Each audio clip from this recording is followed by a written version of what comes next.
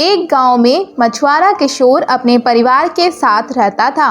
वह रोज गांव के तालाब से मछली पकड़ने जाया करता था और उन्हें बेच के अपने परिवार का पेट भरता था। एक बार किशोर तालाब से मछली पकड़ने गया तो वहां गांव का एक आदमी हरिचंद्र आया और उसने किशोर से कहा, तुम मेरे तालाब से मछली नहीं पकड़ सकते। क्या? यह तुम्हारा तालाब कब से हो गया? मैं तो शुरुआत से ही इस तरह से मछलियाँ पकड़ रहा हूँ। हाँ, मुझे पता है, पर इसका मालिक मैं हूँ और मैं नहीं चाहता कि मेरे तालाब से कोई दूसरा मछली पकड़े। मैंने इस तालाब को खरीद लिया है। क्या तुम्हारे पास इसका कोई सबूत है कि यह तालाब तुम्हारा है? क्योंकि जहाँ तक मुझे पता है यह सरकारी जगह है। नहीं, ऐसा कुछ भी नहीं है। तुम्हें जरूर कोई गलतफहमी हुई है। यह मेरा ही तालाब है और आज से सिर्फ मैं ही इस तालाब में मछलियाँ पकड़ा करूँगा। तभी वहां पर 2-3 और मछुआरे आ गए और उन्होंने हरिचंद्र की बात सुनकर उससे कहा, यह तो गलत है। तो फिर हम कहाँ मछली पकड़ने जाएंगे? क्योंकि हमारा तो गुजारा इसी काम से होता है। हाँ भाई, तुम बिल्कुल ठीक कह रहे हो। आज तक तो कभी भी इस तालाब पर कोई इंसान हक जताने नहीं आया, तो फिर आज कैसे यह अपना हक जमाने के लिए आ गया है? मुझे तो कुछ समझ में नहीं आ रहा है। मुझे पता है तुम लोगों को हैरानी हो रही है, पर जो बात है सो है, यह तालाब मेरा है। तुम चाहो तो कर देकर मेरे तालाब में मछलियाँ पकड़ सकते हो। बस इसके लिए तुम्हें कुछ रुपए देने होंगे। ठीक है, अगर ऐसी बात है तो हम तुम्हें रुपए देंगे, पर इससे पहले हम लोग सरपंच के पास जाएंगे, क्योंकि उन्हें भी तो इसके बारे में पता होना चाहिए। आखिर वह इस गांव के मुखिया हैं। क्यों, मैं सच कह रहा हूँ ना भाइयों? हाँ हाँ, तुम बिल्कुल सच कह रहे हो। चलो अभी हम लोग सरपंच के पास चलते हैं। इसके बाद जो कुछ होगा वह वहीं पता चल जाएगा। इसके बाद वह सभी गांव के सरपंच के पास गए, पर वहां जाकर पता लगा कि सरपंच तो कुछ दिनों के लिए शहर गए हुए हैं।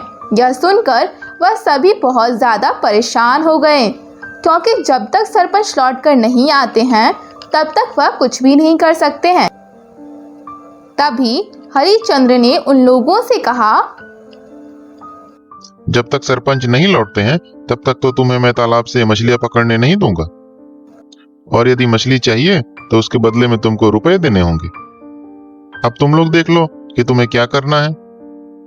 यह सुनकर सभी लोग बहुत ज़्यादा परेशान हो गए, क्योंकि सरपंच का तो पता ही नहीं था कि वह कब लौटेंगे, तो तब तक वह क्या खाली हाथ बैठेंगे। और इसीलिए सब लोगों ने हरिचंद्र की बात पर सहमति जताई और उस तालाब से मछली पकड़ने के लिए वह हरिचंद्र को कुछ रुपए देने लगे। समय धीरे धीरे गुजर रहा था। सभी लोग सरपंच की राह देख रहे थे, क्योंकि पहले जो मछलियाँ फ्री में पकड़ सकते थे, अब उन्हें पकड़ने के लिए उन्हें रुपए देने पड़ रहे हैं। वहीं हरिचंद्र बहुत खुश था। एक बार जब किशोर अपने घर पहुंचा तो उसकी पत्नी लाजो ने उससे कहा, अजी आजकल आपकी कमाई काफ़ी कम होने लगी है। ऐसा क्या हो गया? क्या तालाब में मछलियाँ नहीं बची? अरे नहीं, ऐसा कुछ भी नहीं है। पहले हमें फ्री में मछलियाँ मिलती थी, पर अब उसी तालाब से मछली पकड़ने के लिए रुपए देने पड़ते हैं, जिस वजह से मुनाफा कम हो रहा है। क्या? पर आखिर ऐसा क्यों? वह तालाब तो सरकारी है ना, फिर रुपए क्यों देने पड़ रहे हैं? हाँ, है तो वह सरकारी, पर उस पर एक आदमी ने अपना कब्जा कर रखा है और अभी सरपंच भी बाहर गए हुए हैं। जब तक सरपंच नहीं आते हैं तब तक तो हमें यदि काम करना है तो उसकी बात माननी पड़ेगी, वरना खाली हाथ घर पर बैठो। आप चिंता मत कीजिए, सब कुछ ठीक हो जाएगा। मैं भगवान से प्रार्थना करूंगी कि वह जल्दी से सब कुछ ठीक कर दें। इसके बाद किशोर फिर से तालाब पर मछलियाँ पकड़ने चला गया, क्योंकि मुनाफा कम होने की वजह से उसे काम ज़्यादा करना पड़ता था। वहीं मछली पकड़ते समय उसने अपने आप से कहा, सरपंच का तो पता नहीं वह कब आएंगे, पर तब तक हमें इसी तरह रुपए देने पड़ेंगे। क्यों ना मैं कुछ दिमाग लगाऊं जिससे हमें रुपए ना देने पड़े। और उसने इस बारे में काफ़ी सोचा और इसके बाद उसने गांव के सभी आदमियों को इकट्ठा किया और उनके साथ मिलकर एक योजना बनाई और अगले दिन वह सभी लोग मिलकर हरिचंद के पास गए और उससे कहा, अब हम लोग तुम्हें रुपए नहीं देंगे, बल्कि उल्टे तुम्हें हम लोगों को रुपए देने होंगे जो तुमने हमसे लिए हैं। यह तुम क्या बकवास कर रहे हो? क्या तुम्हें पता नहीं है कि तुम लोग रुपए मछली पकड़ने के लिए देते थे? हाँ, हमें पता है, इसीलिए तो, क्योंकि वह तालाब सरकारी है और यह बात अब हमें पता लग गई है। यह तुम क्या कह रहे हो? वह मेरा तालाब है। अच्छा, ऐसी बात है। अगर वह तालाब तुम्हारा है तो हमें कागज़ दिखाओ, क्योंकि तुम्हारे पास तो उसके कागज़ होंगे ही। हाँ हाँ, मेरे पास कागज है, मैं तुम लोगों को अभी दिखाता हूँ। और यह कहकर वह अपने घर गया और वहां से वह कागज लेकर आया और उसने किशोर को कागज दिखाए। जब किशोर ने कागज देखे तो उसने गांव वालों से कहा, यह कागज़ तालाब के नहीं हैं, बल्कि यह कागज़ तो किसी खेत के हैं। यह सुनकर हरिचंद काफी हैरान हुआ, क्योंकि वह तो सोच रहा था कि गांव में कोई भी पढ़ा लिखा नहीं होगा।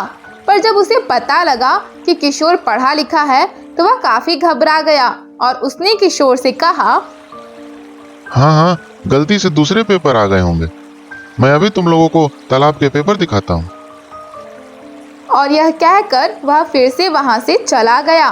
काफी देर हो जाने पर भी जब वह वापस लौटकर नहीं आया तो इस पर किशोर ने उनसे कहा, अब वह कभी भी लौट कर नहीं आएगा, क्योंकि उसके पास पेपर थे ही नहीं। वह हम लोगों से झूठ बोल रहा था। अब हम लोग तालाब से फिर से फ्री में मछली पकड़ सकते हैं। यह सुनकर सभी गांव वाले बहुत खुश हो गए और सभी ने किशोर की खूब वाहवाही की और गांव के लोगों ने किशोर से कहा, आज तुम्हारी वजह से हम सब लोग धोखेबाज हरिश्चंद्र से बच पाए हैं। अगर तुम पढ़े लिखे नहीं होते तो हम लोग हमेशा उसी के जाल में फंसे रहते। हमें बहुत खुशी है कि तुम्हारी पढ़ाई हमारे काम आई और इससे हमें पता लगा कि पढ़ाई कितनी ज़रूरी होती है। यह सुनकर किशोर बहुत खुश हुआ और इसके बाद सभी लोग फिर से तालाब से मछलियां पकड़ने लगे। वहीं हरिचंद गांव छोड़कर भाग गया, क्योंकि उसे पता था कि यदि वह वापस आया तो गांव वाले उसे बहुत पीटेंगे। वहीं अब किशोर बहुत खुश था और अब वह भी पहले जैसे तालाब से मछलियां पकड़ने जाने लगा।